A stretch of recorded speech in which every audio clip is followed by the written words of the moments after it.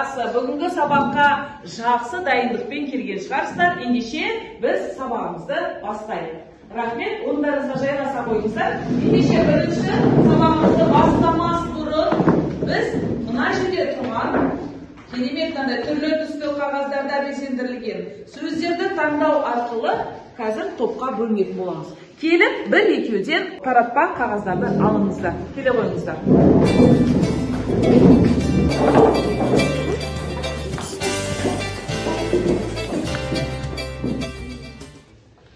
Жақсы балалар, ендеше топқа бөлініп болса, енді алдарыңыздағы сөздерді қараңыздар. Яғни алдарыңызда қандай сөздер берілген. Өздеріңіз қандай сөздерді алдыңыздар, сол сөздерге бір қосымша түсіндіріп өтсек. Қалай ойлайсыздар? Қандай сөздер? Сезімтал. Сезімтал деген сөз. Ойшыл. Озат. Жақсы. Сыйластық. Данышпан. Сөзге берік. Енді қараңыздар. Осы сөздерден сіздер не ұқтыңыздар? Қандай мағына бар бұл сөздердің барлығында? Бұл сөздерді не байланыстырады бізге? Қалай ойлайсыздар? Кім жауап береді? Айта ғой. Яғни әсер етеді. Адамның көңіл-күйін көтеріп, жақсы әсер береді. Жақсы. Рахмет жауабыңызға. Келесі тағы кім айтады? Тағы да. Қандай сөздер? Менде дарынды, менің ойымша бүкіл оқушылар дарынды болу керек. Жақсы. Рахмет жауабыңызға. Тағы да. Менің барлық оқушылар дені сау болу керек деп ойлаймын. Яғни ең басты орында бұл денсаулық. Бар ғой? Денің саудың, жаны сау. Ендеше дендеріңіз сау болсын. Жақсы жауап бере ғой? Менде озат. Озат ол сабақты тәрбиелі және жақсы оқитын балаларға арналған. Жақсы жауаптарыңызға. Енді байқадыңыздар ма? Тағы кім не байқады? Дос деген сөз.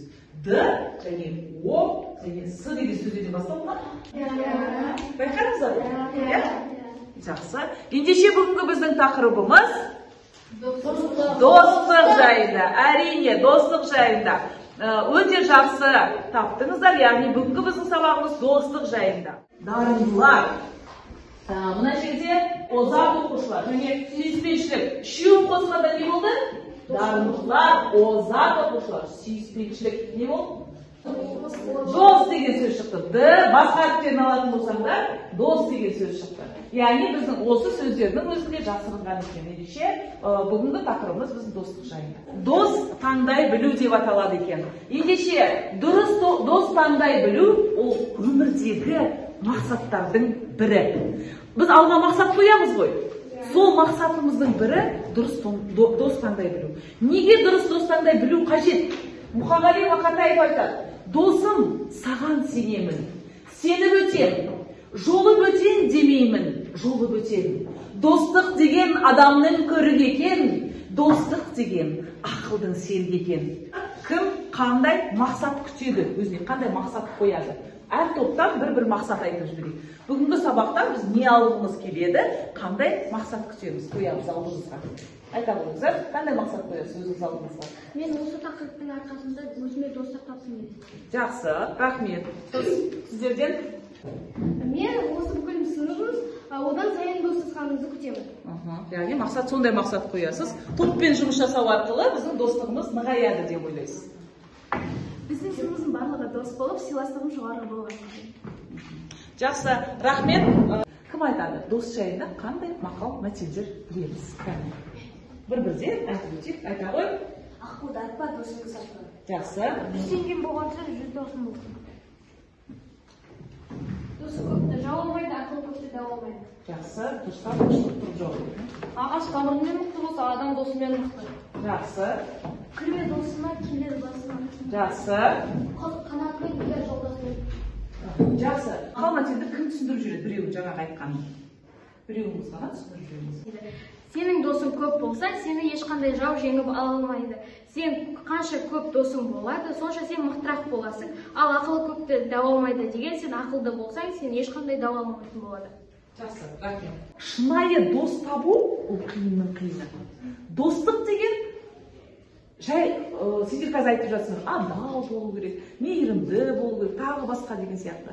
Дұрыс, ондай қасиеттердің бәрі болу керек. Бірақ жанына жақын адам Мысалы сендер қараңыздаршы, досты іздейсіздер ма? Іздеу деп, мынау менің досым болады деп таңдап аласыңдар ма? Жоқ. Қалай болады достар? Оның мінезіне, ол бізге келеді ма, бізбен жақсы араласады ма, соған байланысты. Дұрыс айтады. Яғни сенің жаныңмен, сенің жаның үйесе ме, досыңмен. Екеуінің көзқарастарың бір жерден шыға ма? Соған байланысты. Бірінші, бірден дос болып кетпейді ғой адам. Не істейді бірінші? Танысады. Таныс. Сосын тіл табысады, дұрыс айтады. Танысады, тіл табысады, сосын. Ары қарай? Сөйлесе бастайды, қарым-қатынасқа жүрген, ата-анасын таниды, жақындарын таныса бастайды бір-бірімен. Біраздан кейін жақын дос болады. Жақын досқа айналады. Жақын достардың арасында сен ата-анаң айтпаған сырыңды айтасың. Солай ғой? Досы жоқ адам? Өте жақсы. Бірінші топ сіздер алдарыңызда не бар, кластер кетірген, бұл маркерлерді алып, осы достыққа байланысты бір тірек сөздер жазыңыздар. Тірек сөздер, білесіздер ғой, қандай тірек сөздер бар? Ол тірек сөздердің орысша ағылшыншасын табасыздар. Мәселен, дос, орысша друг, ағылшынша friend. Солай табасыздар, түсінікті? Нағыз достың моделін жасайсыздар. Оны сурет қып келтіресіздер ма, басқаша келтіресіздер ма, оны өздеріңіз білесіздер. Нағыз достың моделі. Яғни нағыз дос деген қандай болу керек деген сұраққа модель жасайсыздар. Модель деген түсінікті ме? Сіздер досқа арналған жаднама жасайсыздар. Жаднама деген, мысалы, қандай бір ақыл кеңес ретінде болады ғой? Соны топпен ақылдаса отырып, жаднама деп қандай ақыл кеңес берер едіңіздер, жаднама жасайсыздар. Түсінікті ме?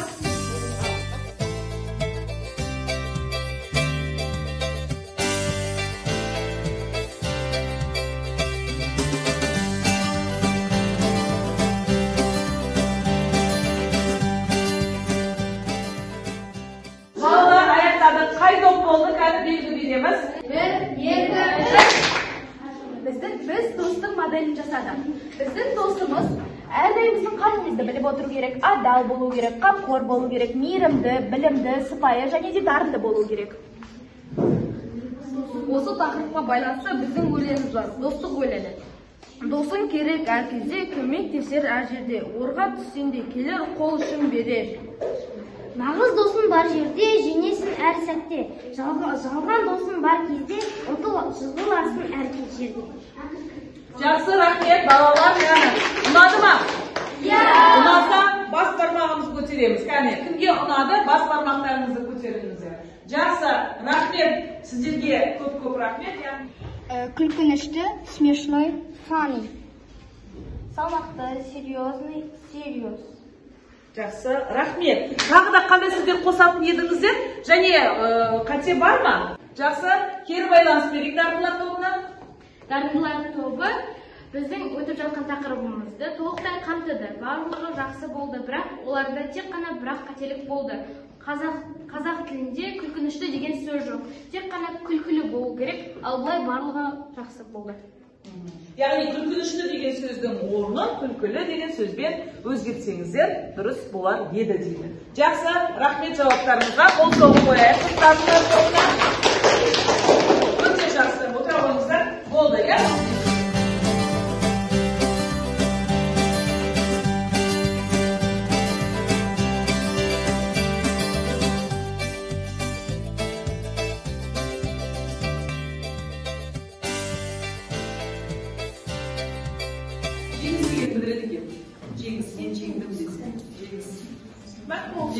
қазір жеңіс, мынау жеңіліс, 0 жеңіліс, мынау жеңіс. Қазір осы екеуін кезектесін.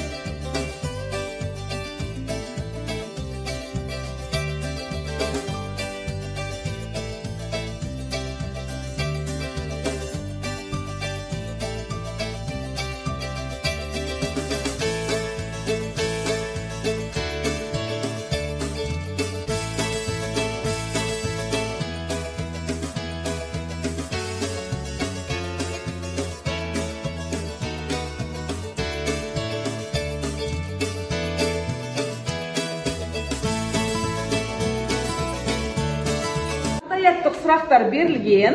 Осы жағдаяттық сұрақтарды топ-топ 2 минут ақылдасып шешетін боламыз.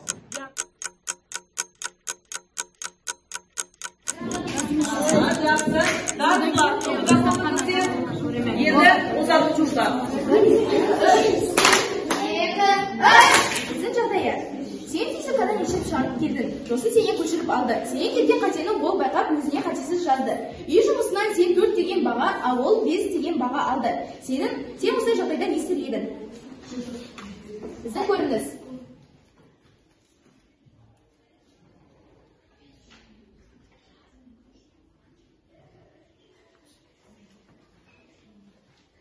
Сәлеметсіздер ме балалар? Кім үй жұмысын орындады? Мен.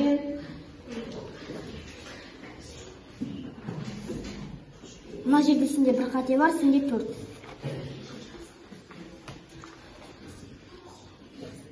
Дұрыс, 5.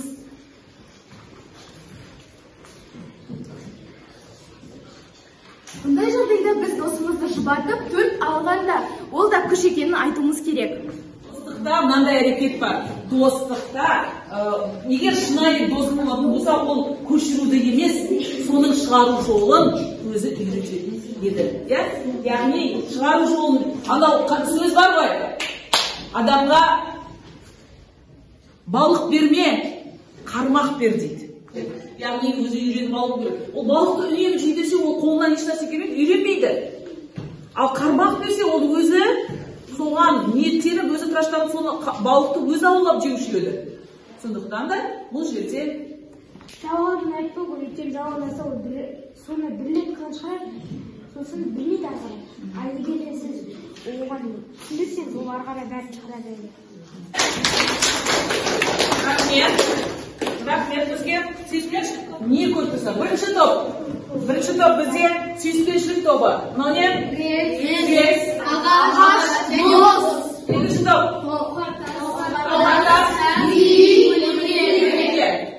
Сыйлық, от шашу, ақша.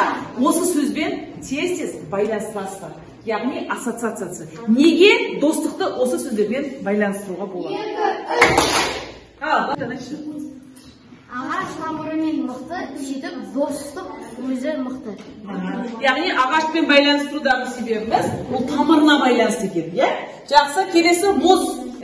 Достықта суып кетуі мүмкін. Жақсы, суып кетуі мүмкін арамады. Мысалы, сен ақшаң көп, сен досың тек ақшаға дос болуы мүмкін. Сен ақшаң біткен кезде, сенде ақша жоқ, мен сенімен дос болмайын деп кетіп қалуы да мүмкін. Ондай достықты қандай достық дейді? Жалған достық. Жалған, немесе арам достық деп атайды екен. Яғни ондай достардан аулақ болыңыздар. Әрине емес, сіздерге шынайы, нағыз, адал достар тілеймін. Адал достар тілеймін. Жақсы балалар, бүгінгі сабақтан алған әсерлеріңізді, жалпы бүгінгі тақырыптан алған барлық ақпараттарыңызды менімен кері байланыстырсақ бөліссеңіздер, мен риза болар едім.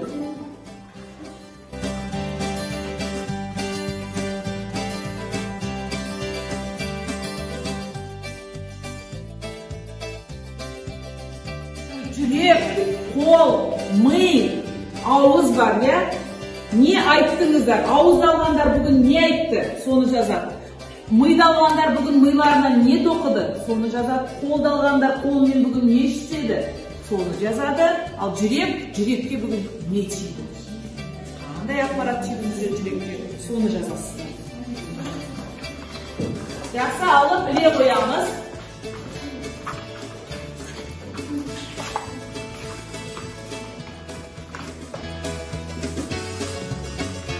Сабақтағы берген кері байланыстарыңыз үшін, сабаққа қатысқандарыңыз үшін көп рахмет айтамын.